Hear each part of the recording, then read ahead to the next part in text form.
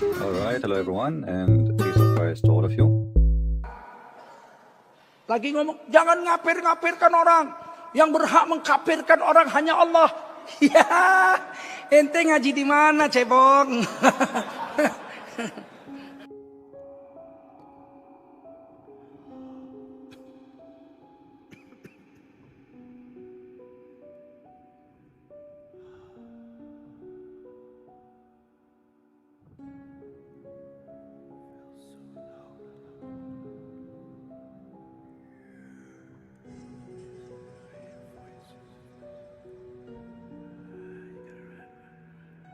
Bukan 2, 3 dibolehkan dusta dalam Islam. Dalam peperangan, kalau musuh tangkap, antum ditawan lalu ditanya, berapa jumlah pasukan Islam? 1 juta.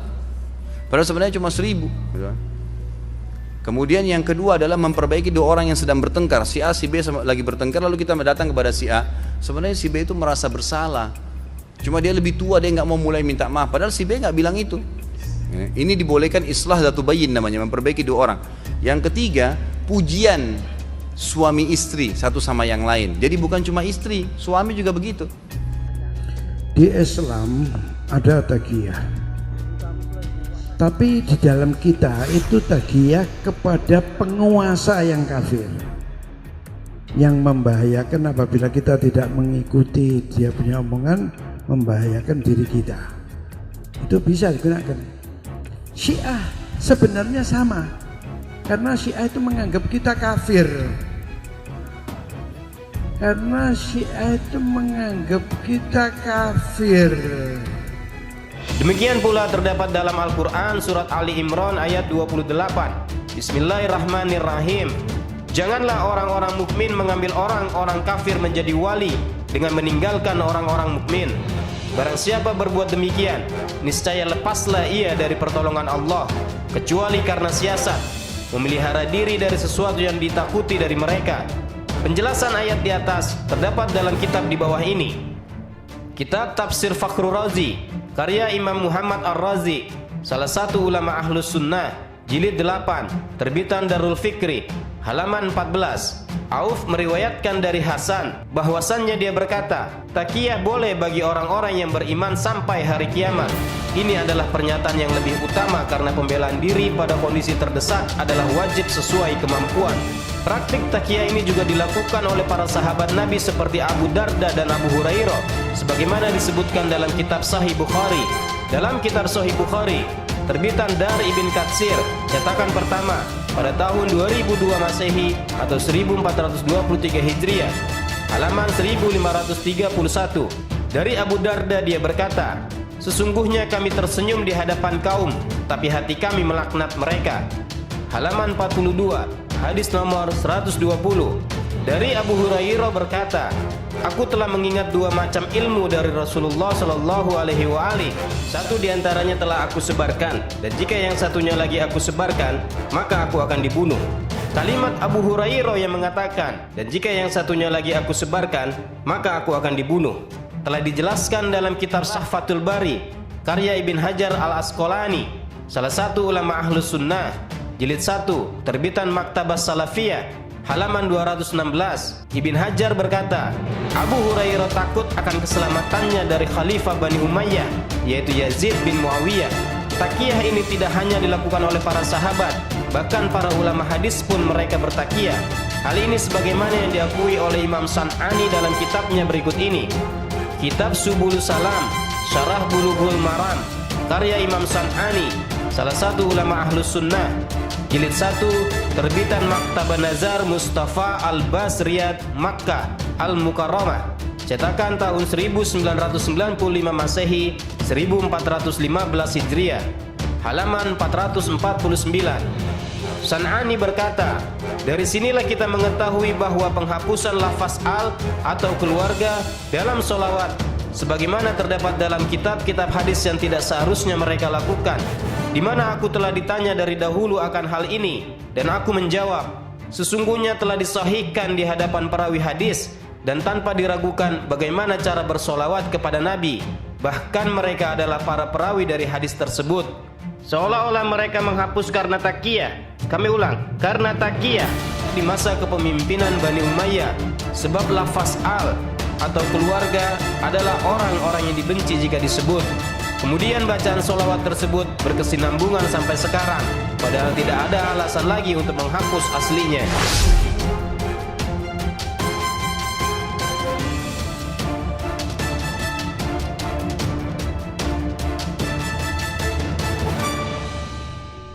Di dalam Islam itu, setiap muslim itu walaupun dia sholat, taat, tetap masuk neraka.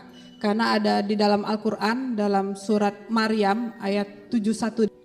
Dan tidak ada seorang pun daripadamu, melainkan mendatangi neraka itu. Hal itu bagi Tuhanmu adalah suatu kemestian yang sudah ditetapkan. Menunjukkan bahwasanya meninggalkan sholat ini bahaya yang besar. Ya, dosa yang besar. Para ulama tidak berselisih. Mereka semuanya sepakat bahwasanya orang yang berzina tidak keluar dari agama Islam. Para ulama bersepakat bahwasanya orang yang minum minuman keras tidak keluar dari agama Islam. Mereka sepakat karena ini adalah dosa besar, tapi tidak sampai kepada kesyirikan. Tidak mengeluarkan seseorang dari agama Islam. Tapi ketika mereka berbicara tentang masalah orang yang meninggalkan sholat karena malas, maka mereka sampai berselisih. Ada di antara mereka yang mengatakan dia tetap dalam keadaan Islam tapi melakukan dosa besar, dan ada di antara mereka yang mengatakan orang tersebut telah keluar dari agama Islam. Pertama, jika satu kali meninggalkan sholat subuh, maka hukumannya adalah masuk neraka selama 30 tahun. Sedangkan satu hari di neraka sama dengan 60.000 tahun di dunia. Artinya satu kali tidak melaksanakan sholat subuh, maka kita akan mendekam 60.000 tahun di neraka. Ibu jangan anggap enteng ini, Bu. Murtad itu kafir, Bu. Kafir itu neraka jahanam. Dijamin masuk neraka. Sejelek-jelek muslim, senakal-nakal muslim, securang-curang muslim, kalau masuk neraka, kalau masuk penjara, nanti mati masuk surga. Seadil-adil kafir, sejujur-jujur kafir, sepinter-pinter kafir, sesantun-santun kafir, jadi menteri, masuk istana, mati masuk neraka.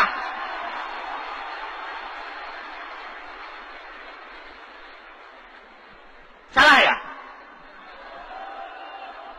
Hah? Sejelek-jelek muslim, senakal-nakal muslim masih punya jatah di surga. Sebaik-baik kafir tidak punya jatah di surga.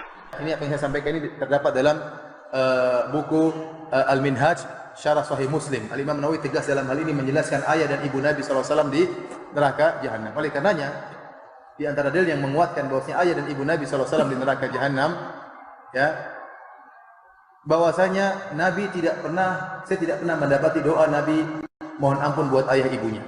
Antum pernah dapati doa Nabi SAW berdoa Rabbi ghufirli wali walidayya? Pernah? Ada atau tidak? Padahal sebagai anak yang berbakti dia harus sering mendoakan kedua orang tuanya. Tapi saya tidak pernah menemukan Nabi berdoa Rabbi ghufirli wali walidayya. Yang ada dalam Al-Quran, Allah merintahkan kita berbakti kepada orang tua. Allah berkata wa qur rabbirhamhuma kama rabbayani shaghira. Tetapi doa Nabi sendiri, antum baca buku hadis-hadis, tidak akan antum dapati Rasulullah SAW mengatakan ya Allah ampunilah aku dan ampunilah kedua orang tuaku. Dan tidak ada seorang pun daripadamu, melainkan mendatangi neraka itu. Hal itu bagi Tuhanmu adalah suatu kemestian yang sudah ditetapkan.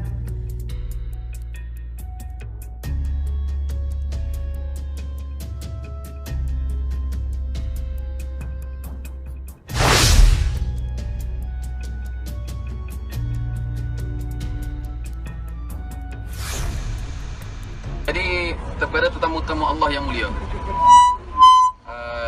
siapakah isteri yang paling solehah? Oh, nak rakam juga? Okey. Ya, buat sabar. Boleh viralkan di YouTube. Jadi isteri yang paling solehah ialah isteri yang akan melakukan perkara yang paling disukai oleh suaminya. Maka apakah perkara yang paling disukai oleh suaminya? Iaitu berkahwin seorang lagi. Maka isteri yang solehah, dia akan tolong suami dia untuk melaksanakan perkara yang paling disukai oleh suaminya. Tolong meminang bagi pihak suaminya, insya-Allah. Terima kasih tuan-tuan. Assalamualaikum warahmatullahi wabarakatuh. Menikah, menikah silakan menikah saja. Poligami, bawa banyak orang mampu, ketua HIPMI, ketua kadin, akhirnya nanti masuk neraka. Kenapa? Karena satu istrinya. Ditanya, berapa rumahmu? 4. Mobil? 3. Haji, alhamdulillah sudah, bahkan tiap tahun pergi umroh. Zakat sedekah, ulang kap saya bangun masjid itu. Alhamdulillah, kau masuk surga. Pas mau masuk surga dipanggil, tunggu, kata malaikat, ada lagi satu pertanyaan. Apa, berapa istrimu? 1. Kenapa bisa 1? Kau orang mampu. Mobilmu saja banyak, rumahmu banyak. Kenapa 1 istrimu? Kau orang mampu. Orang mampu harus banyak istri. Dia bilang, saya takut sama istriku Tuhan. Ini yang menjawabkan kau masuk neraka. Kau lebih takut sama istrimu daripada sama Tuhan. Tidak benar. Saya ulangi, tidak benar bahwa Nabi Muhammad sudah dapat jaminan sorga. Sorga itu hak prerogatif Allah. Oke, prerogatif. Ya toh. Ya. Memang kita yakin bahwa beliau ini. Kenapa saya katakan begitu? Pernah ada seorang sahabat Nabi dikenal orang baik. Terus teman-temannya di sekitarnya berkata, bahagialah engkau akan mendapat sorga. Nabi dengar. Siapa yang bilang begitu tadi? Nabi berkata, tidak seorang pun yang masuk surga karena amalnya. Kamu berkata dia baik amalnya, jadi jangan. Surga hak prerogatif Tuhan. Terus ditanya, kamu pun tidak, wahai Nabi Muhammad? Saya pun tidak.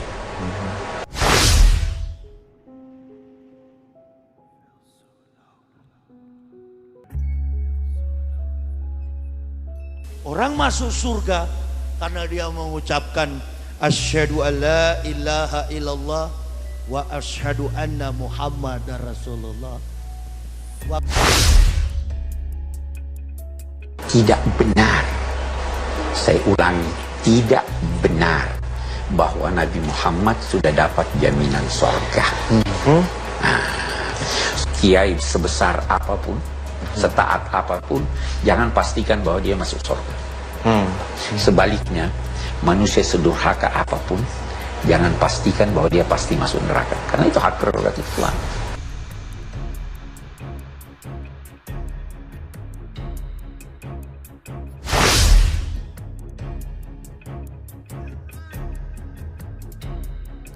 Kaum muslimin, tapi kata Rasulullah, kesibukan para lelaki nanti di dalam surga adalah, malu saya ceritakannya nih.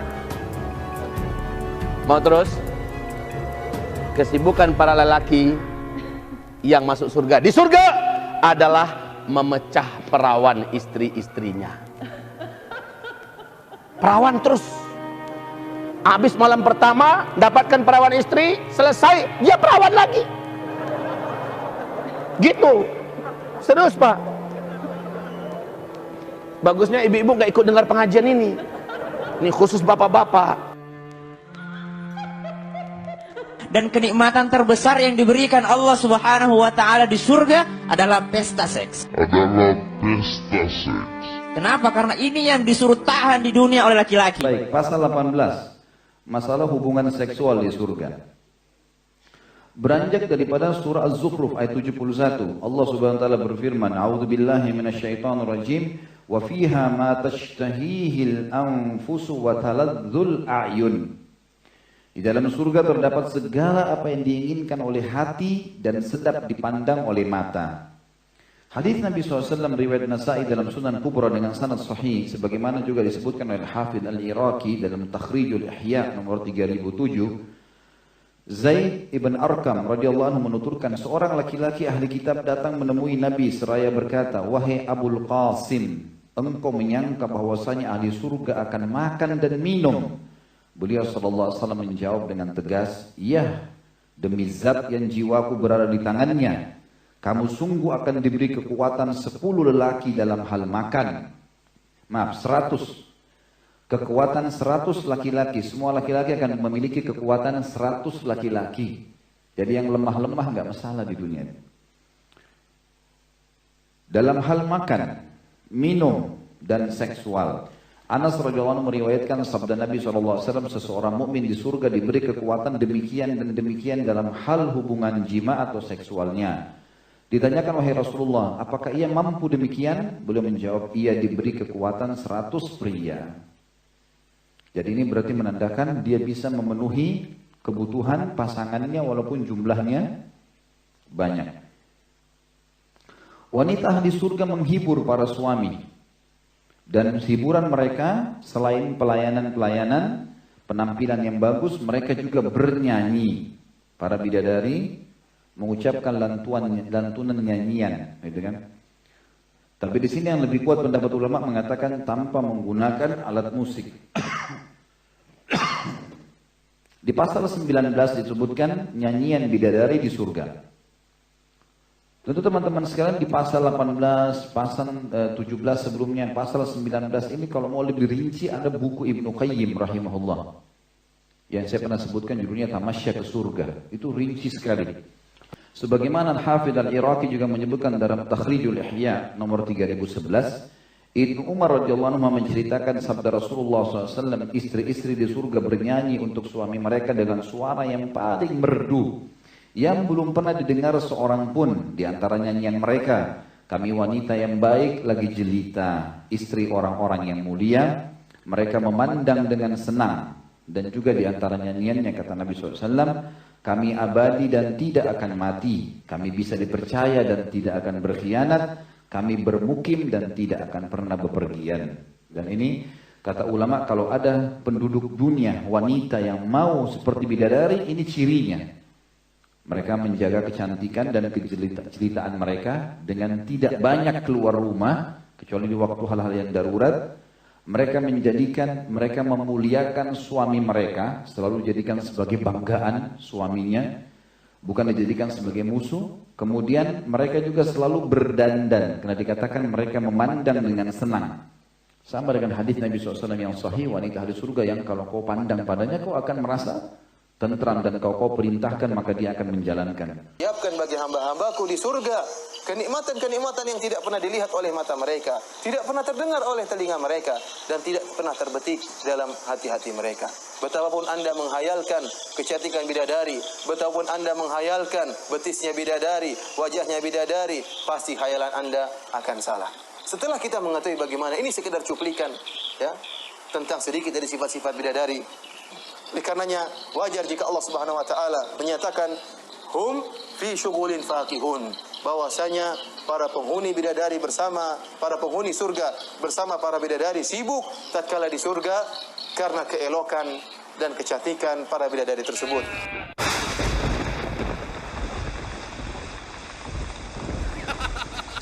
Ngimpi.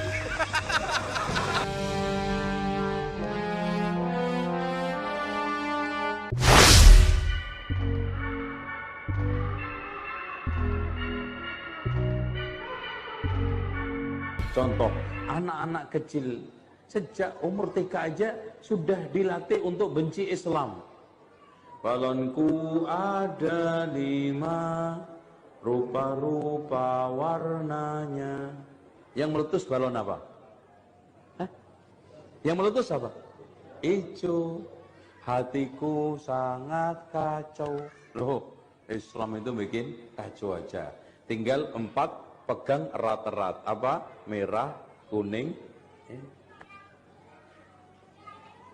Apalagi nyanyi yang jelas-jelas mengajak untuk membenarkan ajaran Kristen.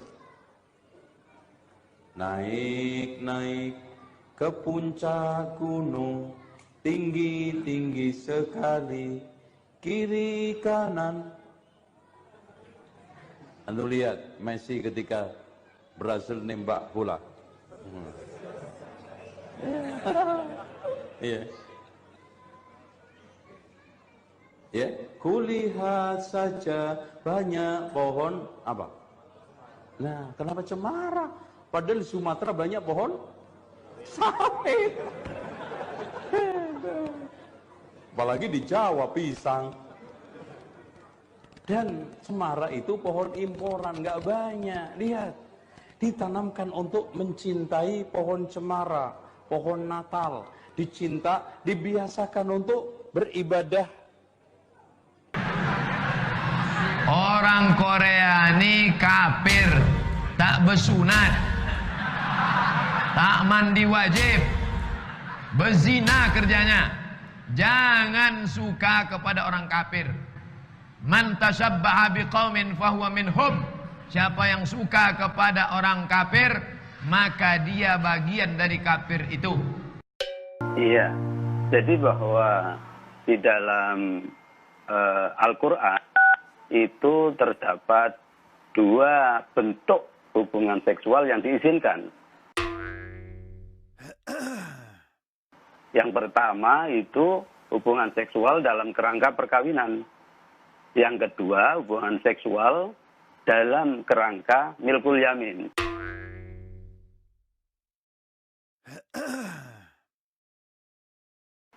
Jadi mudahnya begini, seorang laki-laki dapat berhubungan seksual dengan istri-istrinya, di sisi lain dapat berhubungan seksual dengan milkul yamin. Milkul yamin bukan atas dasar akad perkawinan, tetapi atas dasar akad ihsan atau komitmen untuk berhubungan seksual. Nah, ini ada di dalam surat Al-Mu'minun misalnya ayat 6 itu dikatakan illa ala azwajihim aw ma malakat aymanuhum.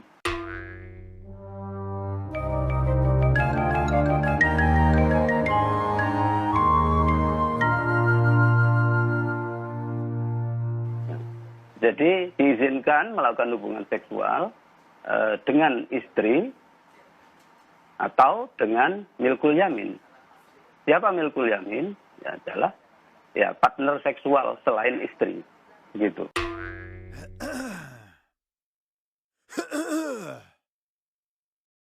Itu syarat-syaratnya apa saja yang diperbolehkan begitu? Tidak terhitung. Syaratnya adalah seorang perempuan tidak bersuami, ya. Kalau orang perempuan, kalau seorang laki-laki bebas, lajang atau beristri boleh. Nah, tentu sudah dewasa, berakal sehat. Nah, kemudian tidak dilakukan secara zina. Zina di sini yang dimaksud oleh Syahrul adalah hubungan seksual secara terbuka atau eksibisionis. Sementara di tempat tertutup atau eksklusif adalah halal. Ya, boleh.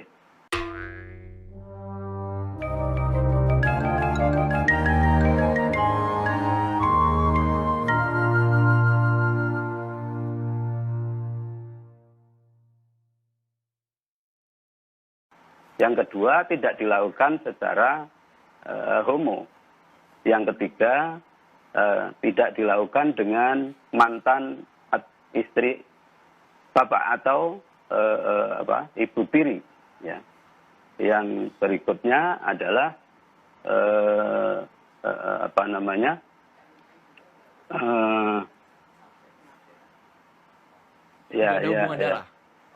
iya betul, maharim, ya maharim, ya tidak ada hubungan darah atau incest, ya. Baik, ya, Pak itu, Abdul Aziz. Ya, di luar itu boleh. Pak Abdul Aziz, Anda menyatakan hanya berlandaskan komitmen, suka sama suka, tanpa ada landasan agama. Iya betul, suka sama suka, tidak ada. Yang dilaporkan oleh istri itu kesalahan suami. Iya, jadi aneh Pak Marwan kan, aneh kan kalau misalnya dituduh suami memperkosa istrinya, kan aneh itu.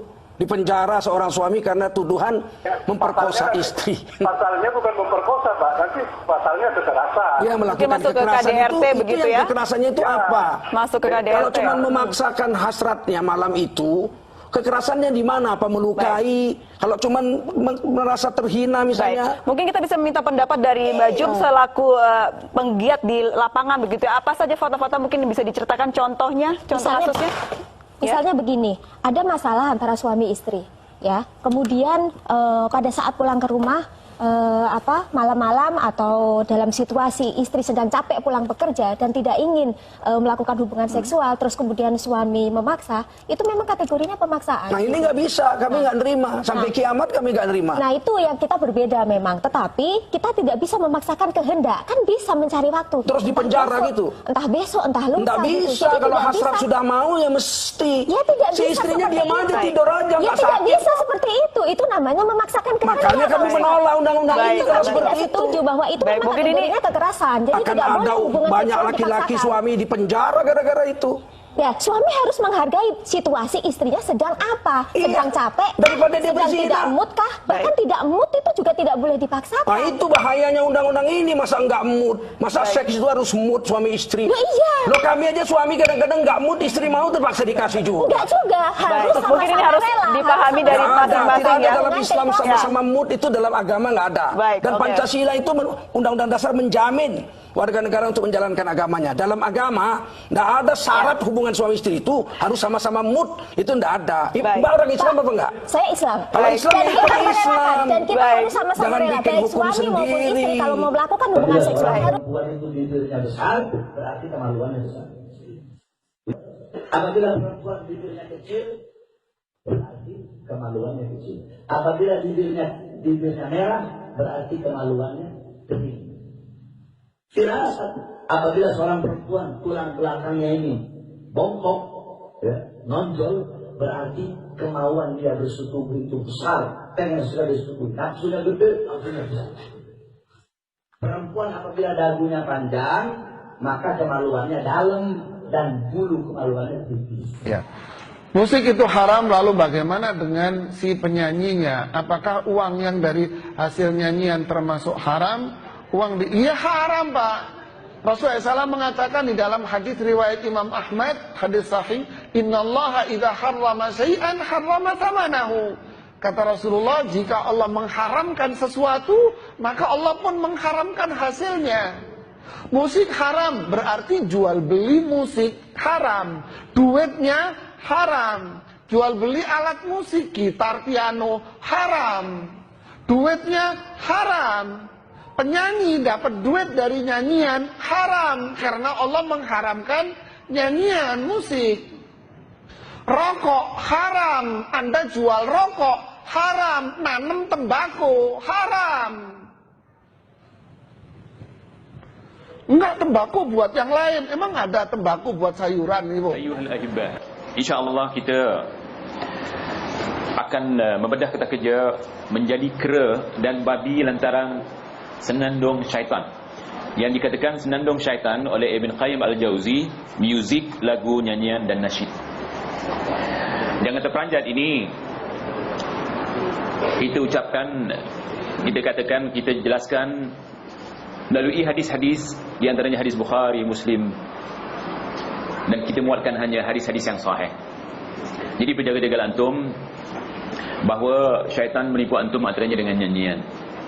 Syaitan memperdayakan antum antaranya dengan nyanyian. Apa kuncinya? Kuncinya adalah muzik dan nyanyian. Mereka benar-benar akan menjadikan kera dan babi. Saya masa kecil-kecil dulu di Singapura ni, kalau ada kahwin sama ada dipanggil Ghazal ataupun Gambus ataupun Zapin. Kalau Ghazal tu supaya ingin rancak, di belakang ada kasbah. Biasalah, kalau tak tekan tu dia tak boleh main betul. Ya? Jadi di situ dihalalkan. Dihalalkan minuman keras dan dihalalkan benda yang dikatakan muzik yang diharamkan. Betul tak Pak Syekh? Pak Syekh betul ya? Yang main gambus pun sama. Ala kulli hal, perbuatan ini adalah perbuatan mungkar, diharamkan oleh Rasulullah SAW, dan akhir zaman oleh kerana keterlaluan mereka akan ditimpakan bala menjadi kera dan babi. Ini hadis ya. Jadi tuan-tuan di sini yang kita lihat nyanyian, muzik, alat muzik. Nyanyian kalau dalam bahasa Arab artinya disebut sebagai nasyid. Sekarang nasyid-nasyid sudah masuk ke masjid. Malah mereka tak kira langsung berqasidah ataupun bernyanyi-nyanyi lepas sembahyang. Apa mereka nyanyikan? Sallallahu ala Muhammad sallallahu ala wasallam. Ini adalah nyanyian, tidak dibolehkan sama sekali. Nanti kita akan bahas di dalam tata kerja ini yang amalan-amalan tersebut termasuk dalam nyanyian. Ada nama-nama khusus dinamakan dalam bahasa Arab. Dan benda ini sudah diharamkan sejak begitu lama, tetapi belum sampai kepada kita. Malam ni kita bongkar. Jadi tiada nyanyian yang dihalalkan sama sekali. Di dalam kitab Al-Imam Suyuti dijelaskan Nabi Muhammad itu air kencingnya Nabi suci. Air kencingnya Nabi suci, nggak sama kayak air kencingnya kita, saudara-saudara. Pernah satu waktu Nabi Muhammad kencing, air kencingnya beliau taruh di satu wadah, beliau taruh di satu tempat.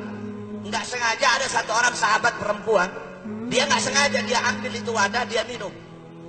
Ketika Nabi lihat, kenapa kamu minum? Itu air kencingku, kata Nabi Muhammad. Kata ini perempuan apa? Demi Allah ya Rasulullah, aku tidak pernah merasakan air yang lebih segar dari ini ya Rasulullah.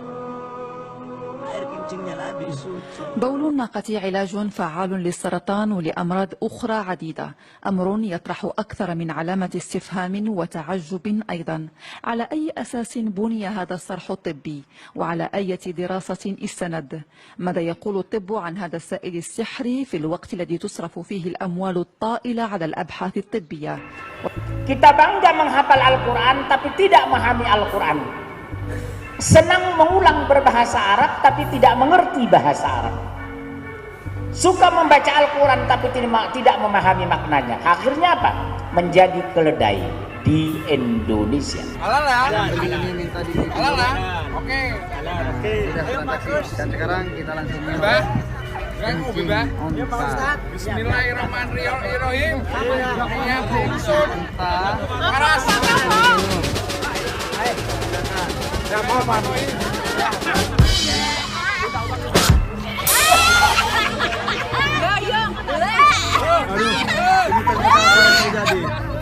Apa yang terjadi? Terus.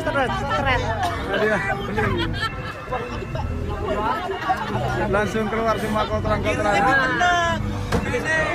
Keluar semua kotoran-kotoran yang ada di dalamnya. Foto lagi. Itu ubatnya. Oh, dicampur susu kok, bener kok. Itu dia. Kok uya itu? Ini apa yang terjadi? Kasih air. Keluar semua kotoran-kotorannya. Tat, jangan jadi di video, Tat. Nggak jadi batal, weh. Muntah-muntah. Nggak apa-apa, biar tahu. Bagaimana cara. Jangan pernah nyoba rasanya. Jangan nyoba. Rasanya belum pernah aku minum sesuatu yang rasanya seperti ini. Oh, berarti nggak bisa. Nggak bisa masuk. Berarti udah nggak ada ya, udah nggak ada rasanya, udah hampa, udah rasanya sampai muntah-muntah, mengerikan. Terus gimana kalau ada jemaah lagi ke sini? Tapi lebih bagus daripada penasaran mencoba. Segala sesuatunya dicoba. Insya Allah kalau punya sakit penyakit seperti yang sudah dibicarakan, sembuh.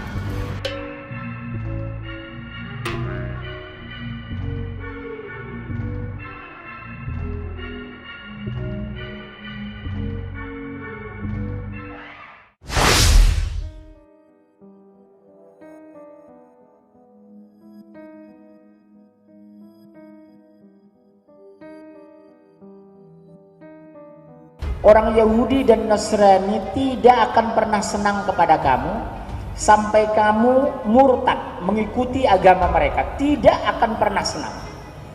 Oleh sebab itu Al-Quran tegas, la tattakhizu yahuda wan nasara awliya.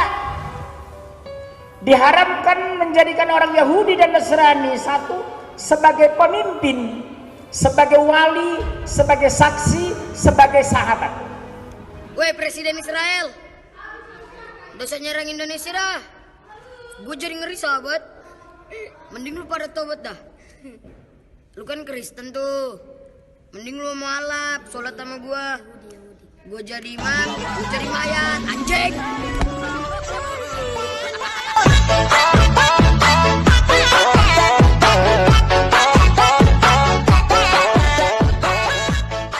Nah sekarang ini banyak orang, dia mencintai orang kafir, loyal kepada orang kafir, membela orang kafir.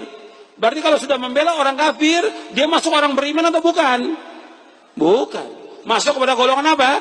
Munafik. Masuk mana? Kalau ada orang Islam membela orang kafir, masuk golongan munafik. Perhatikan itu. Ini banyak seperti ini. Antum juga, bukan hanya itu aja, bukan hanya orang atau pemimpin kafir, bukan hanya itu aja, tetapi yang lain juga. Antum mencintai pemain bola kafir, boleh nggak? Nggak boleh. Dipajang fotonya, kaosnya, nggak boleh. Nggak boleh, sama sekali nggak boleh.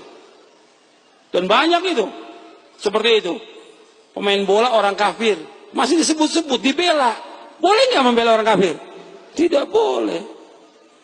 Nggak boleh loyal kepada mereka selama-lamanya. Ini akidah, pembahasannya dalam akidah al-wala wal bara. Wala, cinta kita hanya kepada Allah, Rasulnya, dan orang-orang beriman. Bara, kita kepada orang-orang kafir, orang-orang munafik, dan yang sama dengan mereka. Nggak boleh kita. Kita nggak boleh mencintai mereka, kita harus berlepas diri dari mereka. Jadi orang kafir itu lebih jelek dari binatang.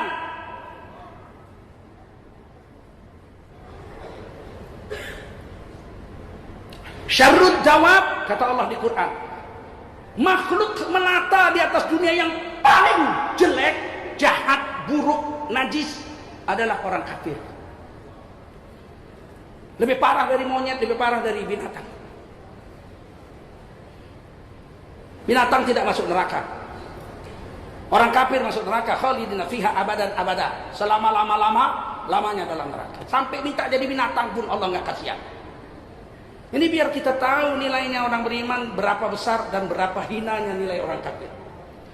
Innalladzina kafaru min ahlil kitab wal musyrikina fi nari jahannam khalidina fiha abada. Ulaika hum syarrul bariyah. Sesungguhnya orang kafir dari golongan ahli kitab, Yahudi dan Nasrani, dan orang-orang musyrik yang mempersyarikatkan Tuhannya Allah, mereka akan masuk dalam neraka jahanam. Finnari jahannam khalidina fiha abada. Mereka kekal selama-lamanya di dalam neraka. Khalidina fiha, mereka kekal dalam neraka. Disambung, ulaika hum syarrul bariyah. Orang kafir itu adalah sejelek-jeleknya makhluk yang ada di permukaan bumi ini. Kalau begitu jangan main-main dengan orang Islam. Nanti terkejut kita, orang Islam walau sejahat apapun satu hari masuk surga. Tapi kalau kafir tak ada harapan. Jangan pernah berpikir bahwa kafir itu baik. Allah bilang syarrul bariyah, sejelek-jelek makhluk. Wajah-wajah orang Kristen itu mohon maaf, seram-seram. Ya kan, jelek-jelek. Ya kan? Kenapa? Makannya saja yang haram-haram, babi, anjing, naudzubillah. Mohon maaf Pak, seperti wajah Bapak. Saya lihat, seram, takut, saya pun takut melihatnya. Tapi lihat wajah saya, berseri-seri. Dan wajah-wajah orang Islam itu berseri-seri semua. Makanya saya bilang sama ibu-ibu orang Islam, Bu, kalau ingin membandingkan antara Kristen dan Islam itu, bandingkan saja mukanya. Enggak percaya, nanti ke pasar, berdiri ibu-ibu, bandingkan dengan muka-muka inang-inang di sana. Pasti beda, betul? Ya Pak ya? Beda. Dari wajahnya saja beda. Ya kan, orang Islam itu bersih. Subuh-subuh sudah bangun kita, segar, ya kan? Orang Kristen mana? Wah. Ayat itu letaknya di dalam surat Al-Baqarah ayat 120. Walan tardo ankal yahudu walan nasoro hatta tattabi'a millatahum al-ayat. Mereka Yahudi dan Nasrani tidak akan senang kepada kamu kecuali kamu ikuti milah mereka. Nah, milah ini apa? Ada 3 komponen: agama, budaya, pola pikir. Inilah yang dipakai oleh mereka untuk mengikis iman dan akidah sekaligus melaksanakan kristenisasi. Boleh nyumpain? Nyumpain sekarang saudara. Ayo rame-rame. Aminin. Ya Allah. Amin. Jika ada di antara umat Islam yang ada di Jakarta ini, yang sudah dinasehati ulama, sudah dikasih tahu ulama, agar jangan memilih pemimpin kafir, tapi dia tetap bandel, ya Allah. Dia tetap ngotot ya Allah. Bukan karena dia tidak tahu ya Allah. Tapi dia ingin melawan Engkau. Dia ingin melawan daripada fatwa ulamanya ya Allah. Dia sengaja memilih orang kafir sebagai pemimpin. Dia ingin bikin susah daripada hamba-hambamu ya Allah. Maka bikin susah hidupnya. Seretkan rezekinya. Jangan berkahi nafkahnya. Jangan sembuhkan penyakitnya. Biar dapat penyakit yang belum ada obatnya. Biar susah jalan hidupnya. Biar dipecat dari tempat kerjaannya. Biar ditinggal lari bininya. Biar lakinya kawin lagi. Biar anak-anaknya ngelawan sama dia. Biar hidupnya tidak bahagia. Nggak dapat anak keturunan yang solihin dan solehat. Hidupnya hancur-hancuran. Nggak ada berkah. Susah tiap hari. sedih tiap hari, gundah gulana tiap hari. لو أن اليهود تركوا لنا فلسطين خلاص يبقوا حبايبنا؟ لا طبعا، عمرهم ما هيبقوا حبايبنا إطلاقا. اليهود كفار، ليس لأنني أقول ذلك وليس لأنهم يقتلون المسلمين، ولكن لأن الله قال: وقالت اليهود عزير ابن الله، وقالت النصارى المسيح ابن الله. ذلك قولهم بأفواههم يضاهئون قول الذين كفروا من قبل قاتلهم الله أنى يؤفكون. فالذي كفرهم الله. عقيدتك في اليهود واحد انهم كفار، اثنين انهم اعداء، مش اعداء عشان يحتلوا فلسطين، وانما هم اعداء ولو لم يحتلوا شيئا. قال سبحانه: لتجدن اشد الناس عداوة للذين كفروا اليهود والذين اشركوا. ثلاثة، عقيدتك في اليهود أنهم لن يكفوا عن قتالنا وقتلنا، ليس من أجل الأرض والأمان كما يزعمون، وإنما من أجل الدين.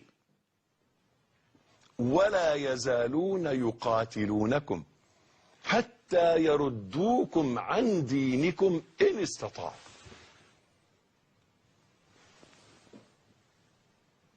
هي دي، أنه ينبغي أن نعتقد عقيدتك في اليهود أن القتال معهم دائم ولن ينتهي حتى القتال الأخير. ودي الرابعة في عقيدتك في اليهود، أنهم سنقاتلهم وسنهزمهم وسنستأصل شأفتهم، فلا يعود على ظهر الأرض يهودي واحد. ليس لأنني أقول ذلك، بل هي البشارة. لن تقوم الساعة حتى تقاتلوا اليهود فتقتلونهم ولو اختبأ اليهودي، ده رواية أخرى من رواية الحديث، خلف حجر أو شجر،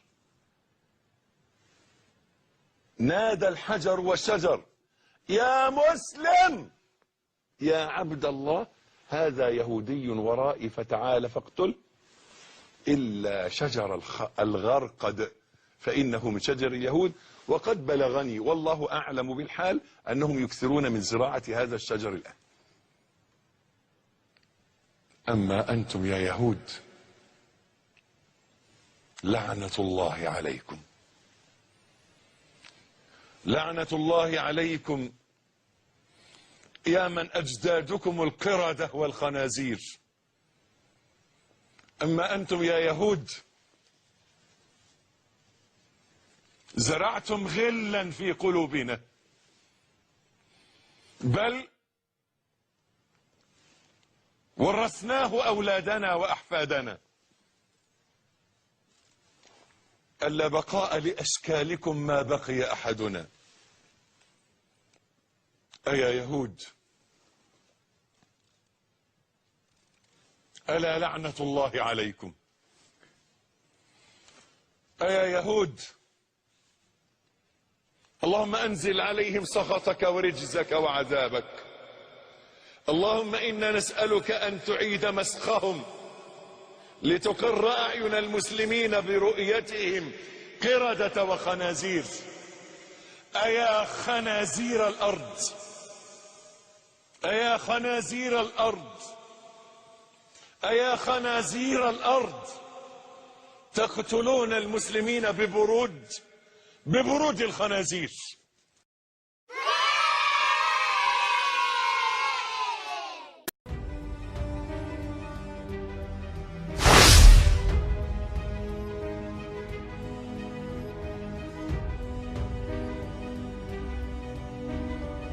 Itu ada di kurung.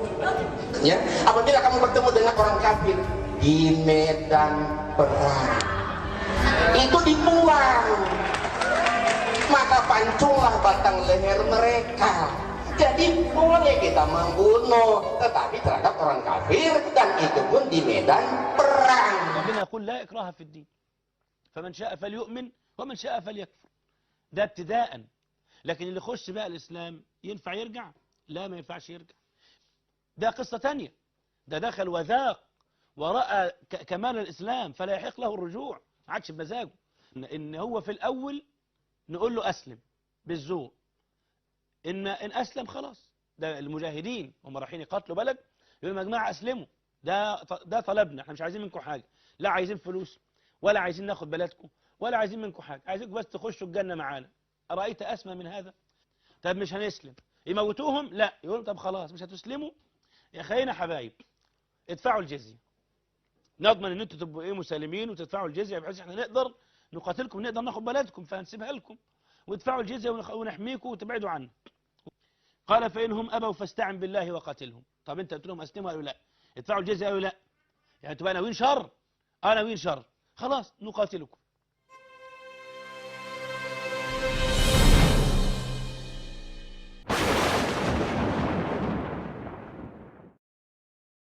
Zaman sahabat Nabi pakai pedang, zaman sekarang tak pakai pedang. Letupkan, ledakkan, mati saja.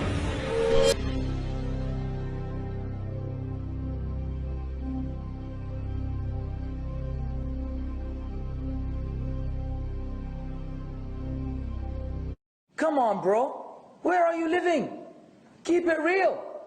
What is preventing non-Muslims from Islam is either that Allah knows they're so bad, Allah is not going to guide them.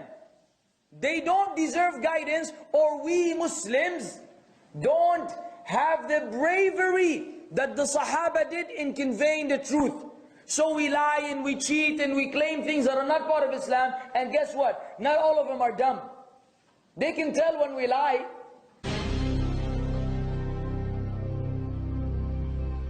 They can tell when someone sits behind it that says, Islam is peace. Islam is about peace. There's no jihad. The only jihad is the jihad of the soul. You fight against your struggle, your shaitan, khalas. That's where jihad ends. Every ayah you read in the book of Allah, you have misunderstood it. Ya Shaykh, haram alayk ya Shaykh. Why are you afraid to tell the people the truth? Don't you think Allah gave him a brain? Don't you think this kafir is going to open the Quran, read Surah Al-Anfal, and he's going to come across these ayat, the military ayat, which you've been trying to hide? Then what are you going to do?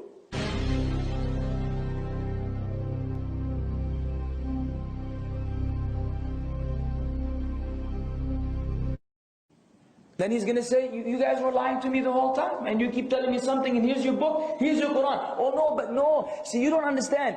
This ayah was actually abrogated by the other ayah, لَكُمْ دِينُكُمْ وَلِيَ دِينُ. So now they twist things around. If that was in the beginning, I mean, ajib ya akhi. So you keep playing with the deen of Allah and changing and altering and sugarcoating to please a bunch of people, and at the end of the day, the da'wah is lost in the process. Kalau seandainya ada orang Nasrani, Yahudi, semua orang kafir yang mengatakan kepada Anda Islam dikembangkan, diekspansi dengan perubahan darah, katakan iya. Memang iya. Karena banyak orang Islam, subhanallah, kayak orang yang ketakutan kalau dikatakan Islam itu disebarkan dengan pedang. Saya katakan ikhwah sekalian, memang Islam dikembangkan dengan pedang. Jihad itu dikumandangkan memang dari dulu. Ada pengembangan Islam dengan dakwah, ada pengembangan Islam dengan pedang. Nabi SAW menyerang Mekah itu dengan kekuatan memang. Sampai menaklukkan Mekah, akhirnya tersebar Islam di Mekah. Dan kalau tidak ada jihad pada saat itu, Mekah akan tetap jadi kota kafir. Jangan dilupakan sejarah itu. فنحن في زمان الجهاد وقد أظلنا زمان الجهاد والجهاد في سبيل الله متعة الصحابة كانوا يتسابقون عليه. هو احنا الفقر اللي احنا فيه إلا بسبب ترك الجهاد؟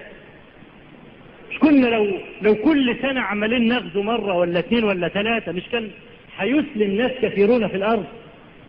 واللي يرفض هذه الدعوة ويحول بيننا وبين دعوة الناس مش بنقاتله وناخدوه أسرى وناخدوا أموالهم وأولادهم ونسائهم، وكل دي عبارة عن فلوس. كل واحد مجاهد كان بيرجع من الجهاد وهو جيبه مليان. ليه معاه 2 3 شحطة و3 4 نسوان و3 4 ولاد؟ اضرب كل راس ب 300 درهم ولا 300 دينار ولا حاجة ترجع بمالية كويس. لو هو راح عشان يعمل صفقة تجارية في بلاد الغرب عمره ما يعمل الأموال دي، وكل ما يتعذر ياخد راس يبيع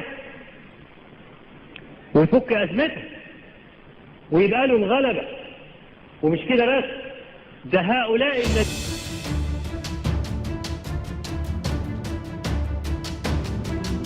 sekian juta manusia, maka dengan membunuhnya itu adalah bahagian daripada rahmatan lil alamin.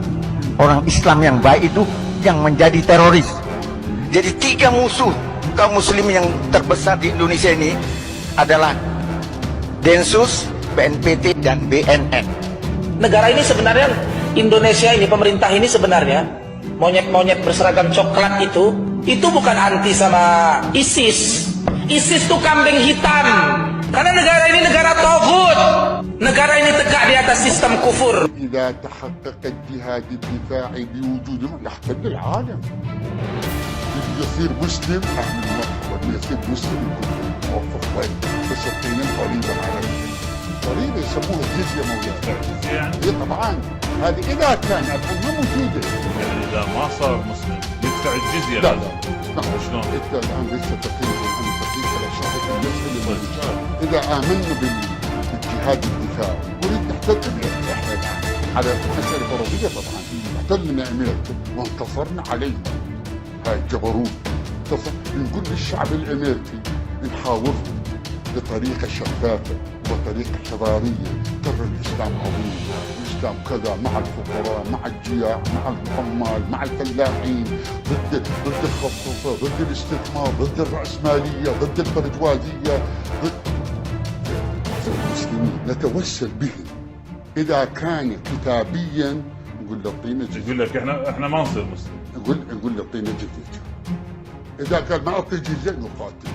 هذا إذا كان كتابيا. قاتل إذا ما أعطى جزية. إيه طبعا. هذا إذا كان كتابيا. هنا إذا كان كتابيا يخيروا 3 خيارات. إما أن تكون مسلما، فإن قبل فلا نأخذ منه. فإذا أصبح لا يكون مسلما يبقى على مسيحيته نقول له اعطينا جزية. فإذا رفض الجزية نقاتله. أما المشرك نخيره بين الإسلام والقتال. هذا الرأي ليس رأي أحمد الحسن البغدادي، بل رأي كل المذاهب الإسلامية ال5. أنت كصحفي، أنا فقيه، اسمع كلامي. إذا كان كتابيا 3 شروط مشتهتها الآن. وأما إذا كان مشركا نخيره بين القتال والإسلام. تسبي نساء؟ كل شيء نسوي. هذا هو الإسلام الثوري. مو أنت تتصل علي. هذا قول الله. يعني الأمم المتحدة ما هي إلا تسيرها صهيونية. شو تحكي؟ وين تحكي أنت؟ مخبوط بالأمم المتحدة والإسلام الدولي. خيار المقاومة هو التحرير الكامل بالعراق ولبنان وفلسطين. يعني فرضية طبعا، فرضية. إذا ما استجاب وبقى على مسيحيته انزرع الخير والابتكار والفتوحات. لا، إذا كان مشركا. هنا مسألة خلافية. هل المسيحيون مشركون أم كتابيون؟ إذا كانوا كتابيون نخيرهم ب3 أطروحات. وأما إذا كان مشركون نقاتلهم بعد أن نخيرهم من الإسلام. إذا رفضوا نقاتلهم ونسبي نساءهم ونحطم كنائسهم. فنسمع العالم كله هذا هو الإسلام. ما بازدواجية، ما بانتقائية، ما بنفاق. لها معنى الإسلام. أنت شو مسلم؟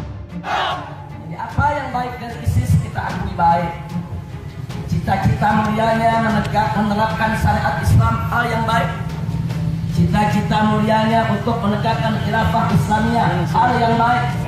Cita-cita mulianya untuk melawan kezaliman Amerika Serikat dan sekutunya cita-cita yang baik. Saya tanya, hal-hal yang baik dukung tidak? Dukung tidak? Takbir! Jangan mau kita diadu domba dengan ISIS, saudara. Sekarang ini banyak pihak-pihak menginginkan supaya kita bermusuhan dengan ISIS, betul? Supaya kita menggebuki ISIS, betul? Itu tidak akan dilakukan oleh FPI, saudara. Kalau pemerintah zalim, tentara jahat, polisi jahat, main tangkap, main tembak, rakyat hartanya dijarah, tanahnya dirampas, syariat Islam disingkirkan, saudara. Saya mau tanya, kira-kira besok perlu ada ISIS tidak? Perlu ada ISIS tidak? Takbir! Makanya jadi 188 jangan jadi koboi ya deh. Dikit-dikit dibuka teroris tangkap tembak, pala lu mau menyan. Tahu Densus 88? Salop 88 obat kurang. Kalau Densus 88 terus-menerus melakukan kezaliman, siap lawan? Siap lawan? Pemerintah, tentara, polisi, hati-hati. Dikira karena banyak oknum tentara dan polisi yang melakukan kezaliman kepada rakyat. Begitu rakyat melakukan pembalasan, tentara dan polisi mereka sembelih di tengah jalan, saudara. Mereka sembelih saat ini di tengah jalan, saudara. Tidak main-main, saudara. Maka itu saya ingatkan, kalau pemerintah di Indonesia coba-coba zalim, tentara dan polisi coba-coba jahat kepada umat Islam, bisa jadi besok tentara dan polisi yang disembelih di tengah jalan. Betul, betul, betul. Saya bilang untung negara kita tidak bersyariat Islam.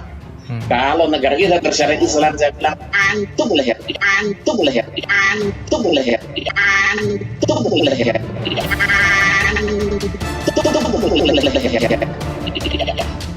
saya malah senang tonton dia dipancung lehernya kalau memang negara kita bersyariat Islam.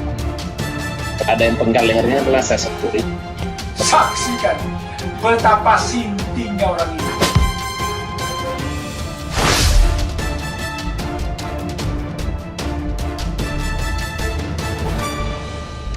Apa syarat poligami? Harus minta izin dengan istri? Tak ada. Saya ke sini, nikah saya sekali lagi sini, istri saya tak tahu, sah. Kemudian besok nanti malam ke Jakarta, Jakarta nikah sekali lagi, sah. Kemudian habis itu nanti kami ke Yogyakarta, pengajian di Jogja, nikah sekali lagi, sah. Yang kelima baru tak sah. Selama masih 4 sah. Jadi kalau mau tetap sah gimana? Ceraikan yang satu, nikah lagi, ceraikan satu, nikah lagi. Maka dia bisa terus. Itu namanya unlimited edition. Ustadz tua ini menemui suami wanita itu, lalu memberikan 2 pilihan kepada suaminya itu, yaitu masuk Islam atau bercerai dengan istrinya karena istrinya itu sudah masuk Islam. Saya Pak Insan LS Mokoginta saat ini sedang berada di Sulawesi Utara, tepatnya di daerah di Bolamondos, ya, Kampung Mogoyunggong, kampungnya Ibu Sandra Ngongoloi ini. Nah, hadirin, perlu kita ketahui bahwa Bu Sandra Ngongoloi ini adalah satu-satunya muslimah yang ada di kampung ini. Artinya beliau satu-satunya yang yang masuk Islam yang tinggal di Mogoyunggong. 99,9% semuanya Kristen. Nah, namun demikian suaminya masih tetap bertahan di agama Kristen. Jadi mereka sampai saat ini masih hidup dalam satu rumah tangga. Nah, karena dalam hal ini menurut ajaran Islam itu sudah tidak boleh lagi seorang muslimah harus bersama dengan non-muslim. Maka kami adakan satu persetujuan dengan suaminya, apabila dalam debat nanti, apabila dia menang atau saya kalah dalam dialog dengan suaminya, dia berharap istrinya Bu Mongolo ini balik ke Kristen lagi seperti itu. Dan namun demikian begini Bu Sandra, ini karena ibu sudah menjadi muslimah, dalam ajaran Islam tidak boleh ada pernikahan rumah tangga berbeda keyakinan. Cuma ada dua kemungkinan. Pertama, ibu boleh hidup dengan dia bersama-sama, tapi itu dosa. Itu dalam pandangan Islam itu zina selamanya ya. Atau yang kedua, cerai. Ini cuma dua. Jadi kalau di hukum Islam itu perbedaan agama itu tidak boleh dalam segi pernikahan. Jadi mungkin harus segera kita carikan solusi bersama. Mesti bisa lah.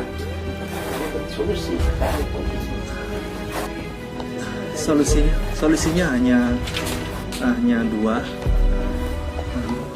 Mohon maaf, pisah atau bapak masuk agama Islam. Kalau yang lain, ibu ingin Kristen atau masuk Islam ya terserah gitu kan.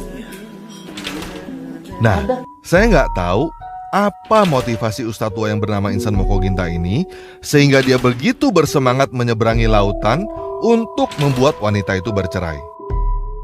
Apakah karena dia berminat kawinin perempuan itu? Saya nggak tahu. Tetapi yang pasti kenyataannya adalah Ustadz tua ini sangat bersemangat mencampuri urusan keluarga orang lain, bahkan dengan bangga melontarkan ide supaya wanita itu bercerai dengan suaminya.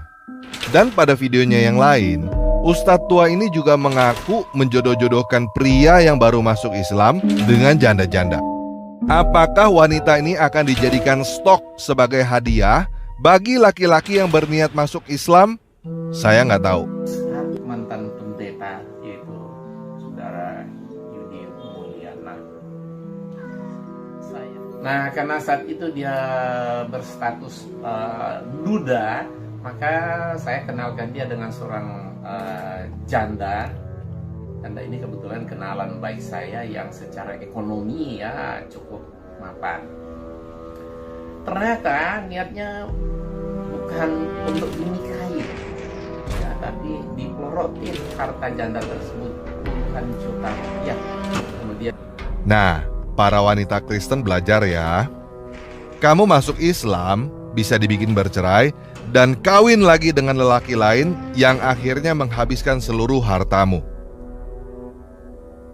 Saya ingin mengingatkan teman-teman yang Kristen bahwa Yesus berkata di dalam Matius 5 ayat 32, Matius 19 ayat 9, Markus 10 ayat 11, dan Lukas 16 ayat 18 bahwa barang siapa yang menikah dengan perempuan yang diceraikan, dia berbuat zina.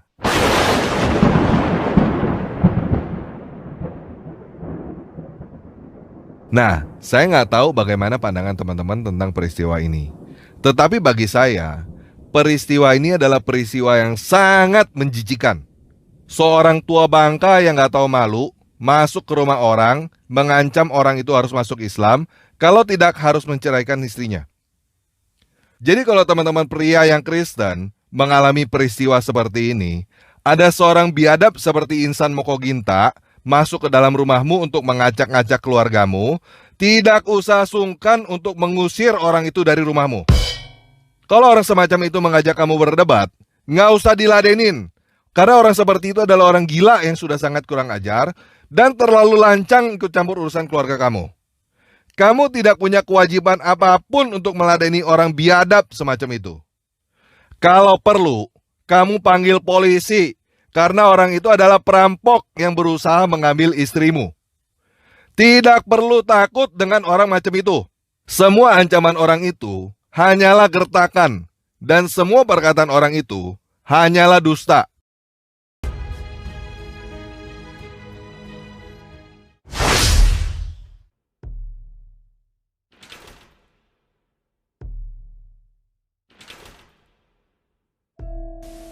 Injil itu adalah kitab sucinya kita, yang namanya sekarang Al-Quran. Taurat itu adalah kitab suci kita, yang namanya Al-Quran. Zabur Daud atau Mizmor Elehadebarim, kitab Mazmur di Kristen itu, itulah yang namanya sekarang Al-Quran. Semua kitab yang dibawa nabi-nabi ke dunia yang tidak terbukukan hanya dengan ucapan lisan mereka, lalu pada abad yang ke-7 terbukukan di dalam su'ub, dan sekarang dalam zaman modern namanya Al-Quran. Demi Allah saya katakan, tolong tunjukkan pada saya kitab yang dianggap suci di seluruh muka bumi ini. Silahkan lihat oleh Anda. Kalau tidak ada penyesuaian dalam bahasa, mustahil ada di muka bumi. Silahkan cek. Apa bahasa Arab dia misalnya, bahasa aslinya kitab-kitab yang ada sekarang. Silahkan cek. Saya tidak bisa sebutkan contoh nama kitabnya. Ntar besok saya jadi serangka lagi ya. Yang penting Anda silahkan cek saja. Ada kitab bahkan yang isinya direvisi. Revisi edisi sekian. Ya, oh, ada silahkan cek. Kitab suci edisi revisi. Bahasanya kemudian dilihat lagi, disesuaikan lagi. Bahkan yang paling hebat, ada kitab suci yang di setiap tempat bahasanya beda-beda. Ke Padang, bahasa Padang. Ke Bali, bahasa Bali. Ke Jawa, bahasa Jawa. Silahkan cek. Itu baru di Indonesia. Ke Amerika, bahasanya lain lagi. Amerikanya negara bagian, bisa beda lagi. Bawa ke Inggris, lain lagi. Ke Arab, pakai bahasa Arab. Pertanyaan saya, apa bahasa aslinya saat diturunkan? Cek. Kita lihat kitab Nabi Yesaya, pasal 29 ayat 12. Dan apabila kitab itu diberikan kepada seseorang yang tidak dapat membaca, tidak dapat membaca, dengan mengatakan, baiklah baca ini, maka ia akan menjawab, aku tidak dapat membaca. Oke, kita udah dengar ya. Yesaya 29 ayat 12 yang dibacakan oleh Umi Iren Handono. Nah, sekarang saya mau bertanya nih kepada teman-teman yang muslim. Ayat ini adalah nubuat tentang Muhammad bukan? Oh, langsung cepet jawabnya ya. Iya ya, menurut kamu ini nubuat tentang Muhammad ya? Oke, kita lanjut ya. Ya Allah Umi, ini seperti wahyu yang pertama kali turun kepada Nabi Muhammad itu adalah surat Al-Alaq. Yang pertama adalah Iqra, yang artinya bacalah. Nah, tapi Nabi bilang aku tidak bisa membaca. Dan Jibril memaksa untuk baca. Itulah ya. Nah, mungkin teman-teman Kristen ada yang belum tahu nih sebenarnya ini lagi ngomongin apa dan apa hubungannya. Saya jelasin dikit ya. Menurut buku Hadis Bukhari, pertama kali Muhammad menerima wahyu, ceritanya Muhammad bertemu dengan malaikat yang menyuruhnya membaca. Namun Muhammad menjawab, saya tidak bisa membaca. Lalu malaikat itu memegang dan mendekap Muhammad sampai dia sesak. Setelah itu, malaikat itu menyuruh Muhammad baca lagi. Namun Muhammad kembali menjawab, saya tidak bisa baca. Lalu malaikat itu kembali memegang dan mendekap Muhammad sampai dia sesak. Dan hal ini berulang 3 kali. Akhirnya, malaikat itu melepas Muhammad dan berkata, bacalah dengan menyebut nama Rob, nama Tuhan. Oke, jelas ya? Gimana teman-teman yang muslim? Benar kan? Nah, saya mau bertanya lagi nih, yang kedua kalinya kepada teman-teman yang muslim. Yakin mau klaim bahwa Yesaya 29 ayat 12 adalah nubuat tentang Muhammad? Yakin ya? Oke, kita lanjut. Jadi ini match nih. Oke? Iya, paham ya? Itulah pentingnya kita ini melakukan bedah kitab suci. Supaya apa? Supaya semakin tahu. Wawasan kita terbuka. Dan kita semakin mensyukuri nikmat iman dan nikmat Islam. Bagi orang yang ingin mencari kebenaran, ya, ingin mencari kebenaran, dia pun akan menjadi paham. Oh, seperti ini, ya. Seperti ini. Dan ada disebutkan. Oke, Umi. Nah, kita udah dengar ya apa kata Umi Iren Handono tentang pentingnya bedah kitab suci. Supaya makin tahu, wawasan kita terbuka. Orang yang memang ingin cari kebenaran akan paham, oh ternyata seperti itu. Oke, setuju kita bedah kitab suci? Ingat ya, Umi Iren Handono yang ngomong bedah loh ya. Dan kamu juga setuju ya. Sekali lagi nih, ini ketiga kalinya saya mau tanya kepada teman-teman yang muslim. Yakin mau klaim Yesaya 29 ayat 12 adalah nubuat tentang Muhammad? Nggak berubah pikiran ya? Oke, sekarang kita bedah ya. Sekarang kita bedah cerita Muhammad di Gua Hira dulu ya. Nah, teman-teman muslim percaya bahwa Allah Maha Tahu kan? Cerita ini membuktikan bahwa Allah nggak tahu Muhammad nggak bisa baca. Kalau Allah tahu Muhammad nggak bisa baca, ngapain dia utus malaikatnya suruh Muhammad baca? Allah yang bahkan nggak tahu bahwa nabi yang dia pilih nggak bisa baca, dia tahu apa? Lanjut ya. Kalau kita baca hadis Bukhari ini, yang ketiga kalinya, malaikat itu suruh baca sambil menyebut nama Rob, sambil menyebut nama Tuhan. Apa yang dilakukan Muhammad selanjutnya? Apakah dia baca sambil menyebut nama Tuhan? Enggak. Dia pulang sambil membawa ayat itu. Akhirnya gimana? Muhammad baca gak ayat itu? Baca? Enggak. Muhammad ingat malaikat itu ngomong apa, tapi nggak baca apa yang dikasih. Paham ya? Nah, sebelum kita lanjut, saya mau teman-teman nonton cuplikan ini bentar ya. Hei orang-orang yang telah menyatakan dirinya beriman, kalau sudah muslim, ikuti ketentuan Islam secara menyeluruh. Jangan setengah-setengah. Sholatnya sesuai Nabi, tapi lisannya nggak sesuai Nabi. Gitu kan?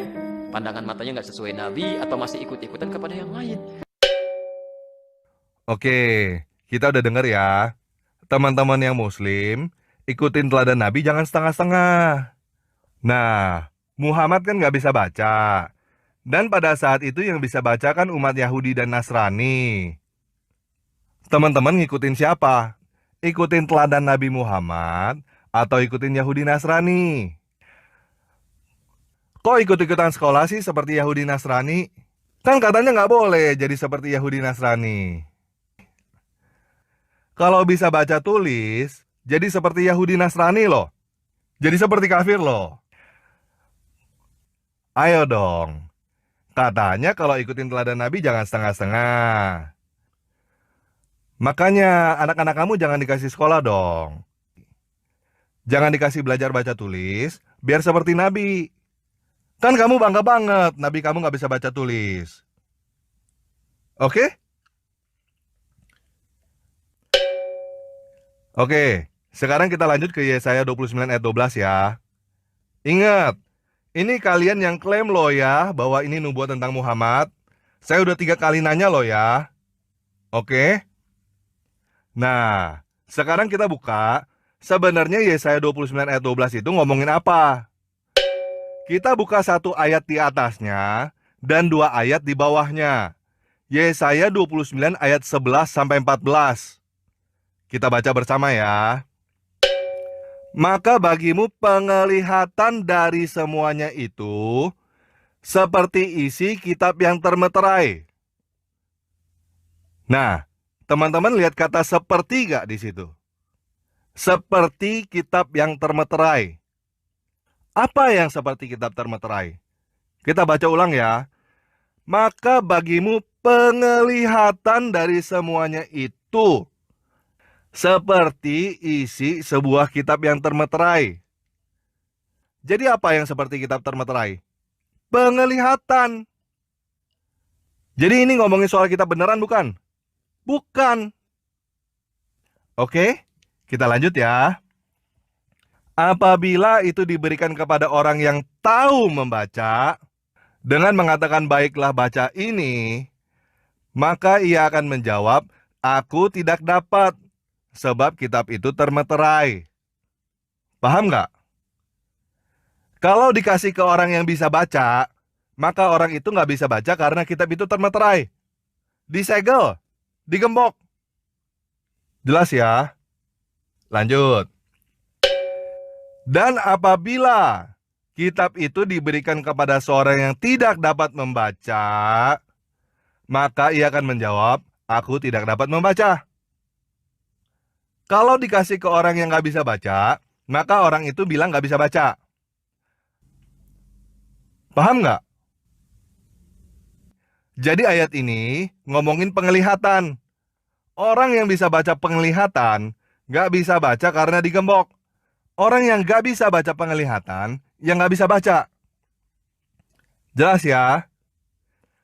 Jadi apakah ayat ini bernubuat tentang Muhammad?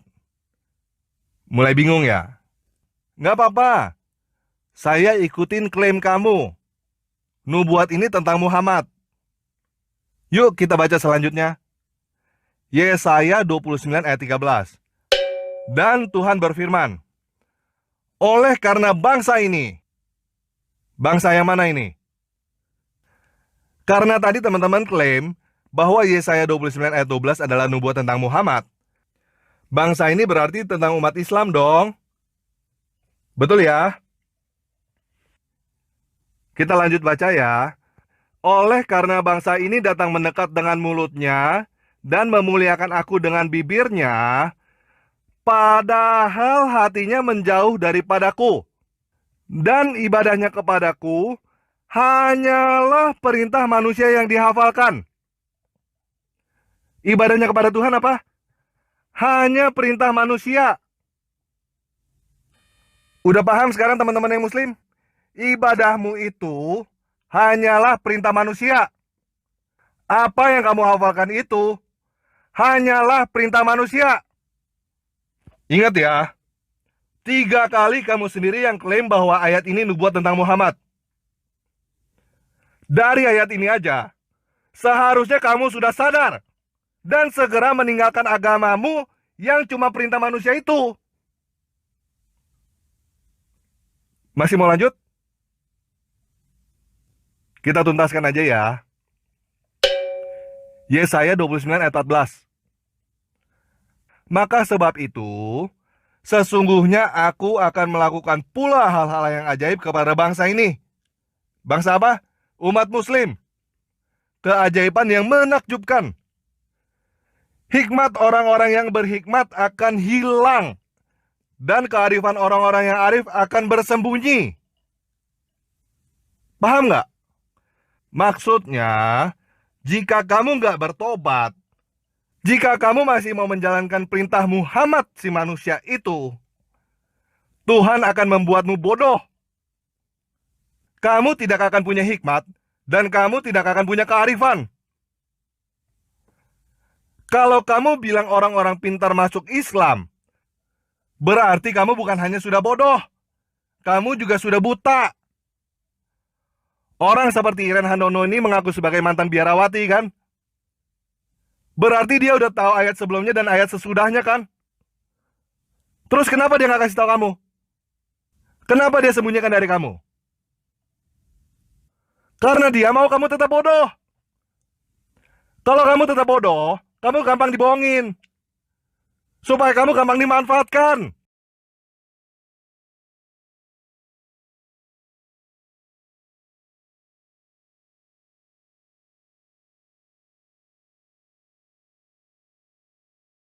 Gimana? Masih tetap mau menjalankan perintah manusia? Atau mau bertobat sekarang? Kamu mau tetap Islam? Atau mau meninggalkannya? Tinggalkan sekarang sebelum terlambat. Tidak ada kebenaran di dalam dusta. Guru dusta gak akan membawamu kepada kebenaran. Orang yang ngajarin kamu boleh berdusta dalam 3 hal. Gak akan mengajarin kamu kebenaran.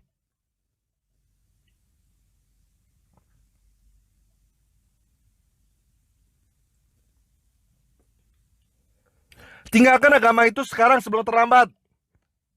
Kalian buka kitab orang lain nggak? Enggak, ngapain ya kan?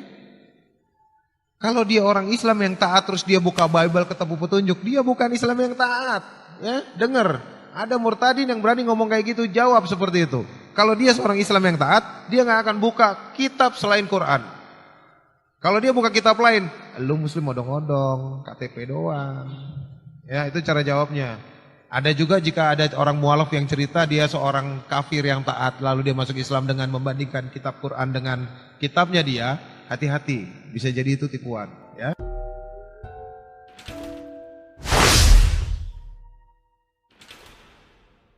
Nabi Isa bukan Yesus, Injil bukan Bible.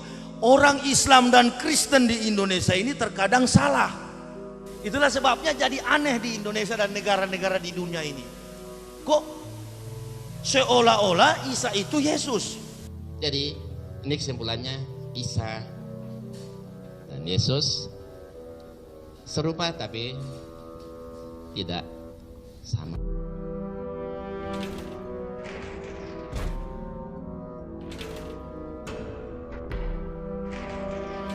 Kalau orang mempertahankan sama sekali Isa bukan Yesus bukan Isa, berarti Quran kita tidak sempurna.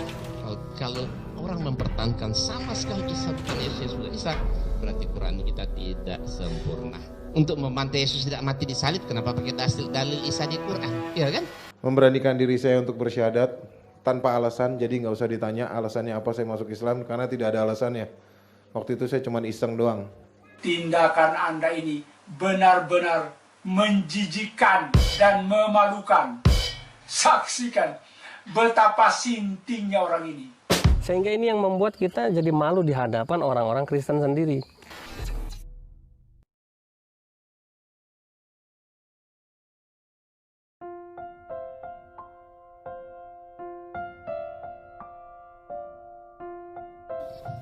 Quran hanya memberi info dan mengkritik. Tapi untuk membuktikan lihat di Alkitab itu. Quran hanya memberi info dan mengkritik. Tapi untuk membuktikan lihat di Alkitab itu.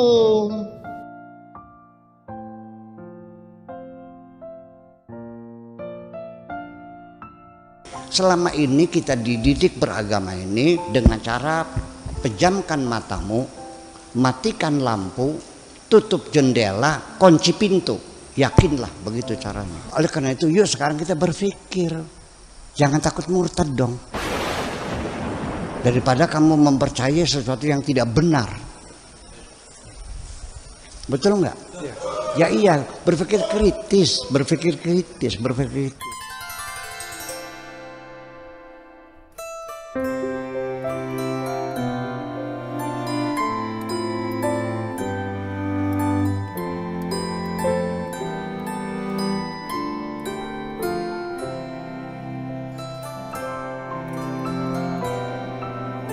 Oke, sekian video kali ini. Yesus Kristus penguasa saya sudah memberkati kamu yang meninggalkan Islam.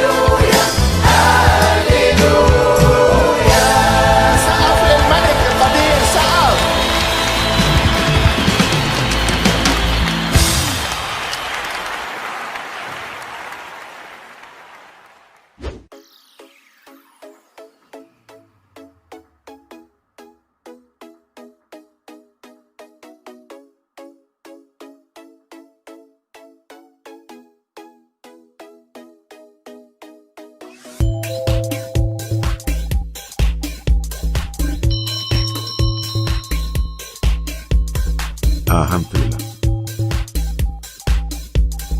Takbir. Takbir.